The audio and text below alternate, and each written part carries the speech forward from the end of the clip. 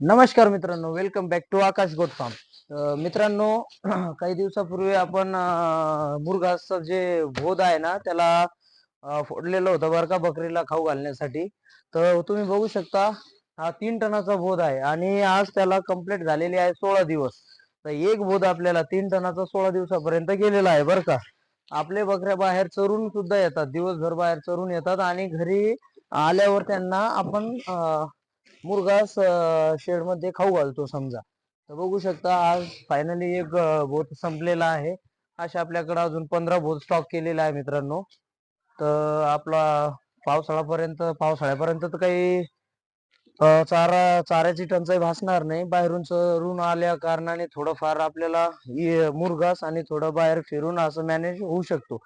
तर आता next video आपण बनवूया आपल्या शेड मध्ये बकऱ्या बाहेरून चरून आल्यावर नंतर कशा पद्धतीने खातात आणि आपल्या गव्हांची जी सिस्टम आहे ना तर शेड मध्ये कशा प्रकारे मी बनवलेली आहे ते आपण नेक्स्ट व्हिडिओ मध्ये बघूया.